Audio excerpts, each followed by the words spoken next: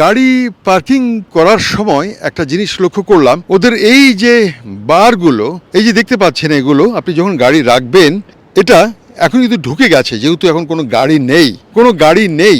কিন্তু যখন কোনো গাড়ি পার্ক করবে, পার্ক করার পরেই এই বারগুলো উপরে উঠে আসবে। দেখলেন, অটোমেটিক স্প্রিংয়ের মতো উপরে উঠে আসলো। এটা উঠে এসে গাড়িটাকে বেঁধে রাখলো। অর্থাৎ এই যে পার্কিং যে নাম্বার, এই নাম্বার ধরে আপনি কতক্ষণ রাখলেন, আপনি আচ্ছা এখানে গাড়ি নেই, দেখুন এখানে গাড়ি আছে, ঠিক গাড়ির তলে এটা বাম্পারের মতো এটা উঠে আসলো, উঠে গাড়িটাকে আটকে দিল।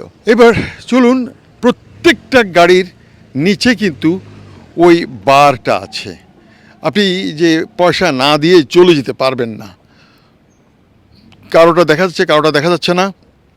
দেখুন, অনেকগুলো গাড়ির হাইট একটু নিচু, গাড়ি যাতে ড্যামেজ না হয় ওটা সেন্সর্ড করা আছে। আপনি এখানে 30 মিনিটে 200 ইয়েন দেবেন। 200 ইয়েন মানে আমাদের $2। আর আপনি এরপরে আপনি এক কাজ করবেন, এখানে এসে আপনার ওই নাম্বার ধরে কত নাম্বারে রেখেছেন এখানে আপনি পয়সা ভরে দেবেন। পয়সা ভরে দিলে ওই বারটা, এই যে বার আছে না, এই বারগুলো নিচে নেমে যাবে। তার মানে আপনি গাড়িটা তখন নিয়ে এগিয়ে যেতে পারবেন। দেখতে পাচ্ছেন এখানেও গাড়ির চাকাটাকে আটকে রেখেছে। আমি হিরোশিমা শহরে আছি। সেই যে লিটল বয়, আমি ওই শব্দটা ব্যবহার করব না, যে আণবিক যে লিটল বয়, সেই লিটল বয় যেখানে ফুটেছিল, সেই ফোটাফুটির সেই ডোম যে আছে না, সেই ডোমের পাশেই আছে, কাছে কিনারে। আপনাদেরকে এখন সেখানে নিয়ে যাচ্ছি। যেহেতু এখানে গাড়ি নেই, বারটা নিচে ঢুকে গেছে আর এখানে গাড়ি এসেছে, গাড়িটাকে আটকে দিল, এই যে উঠে গেল, নিচে স্প্রিংয়ের মতো কিছু আছে। এই গাড়িটা এখন পয়সা না দেওয়া পর্যন্ত বের হতে পারবে না। আমাদের গাড়িটা যখন ঢোকানো হয়েছিল তখন প্রায় 3-4 মিনিট ও ছিল না। ও যখনই 3-4 মিনিট কেটে গেল, এটা উঠে গেছে, আটকে দিল আমাদের গাড়িটাকে। দেখতে পেলেন, এখানেই সেন্সরে সে সময় কাউন্ট করে কতক্ষণ ছিলাম সেই হিসেবে পয়সা ওখানে ভরতে হবে। কি আধুনিক অবস্থা।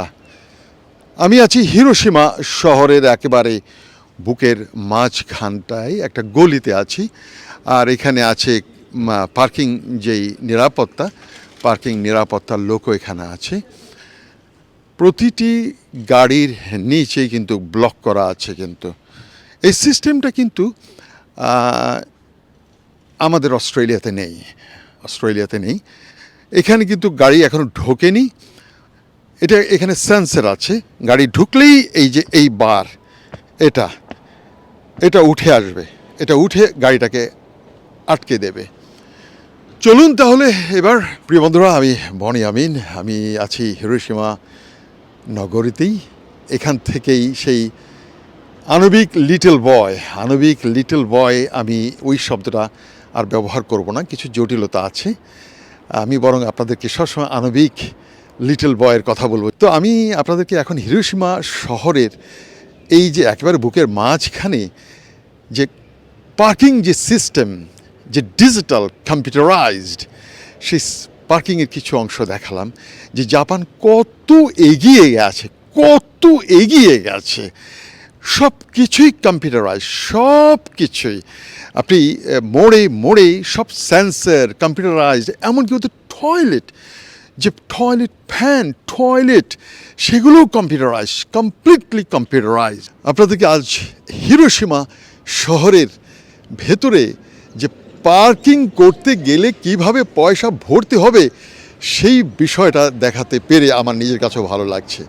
যে এটাকেই বলে ডিজিটাল দেশ, ওই ডিজিটাল নয়, এটা হচ্ছে ডিজিটাল জাপান।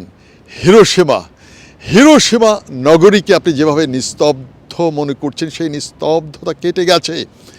হিরোশিমা এখন জাপানের কয়েকটি আধুনিক শহরের একটি প্রিয় বন্ধুরা, আপনাদেরকে এখানকার যেই পার্কিং যে বিষয়টা দেখালাম, আশা করি আপনাদের মনে থাকবে।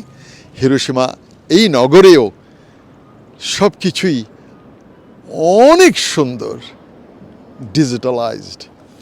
This is Bonnie Amin from Hiroshima, Japan. Thank you very much. Bye bye.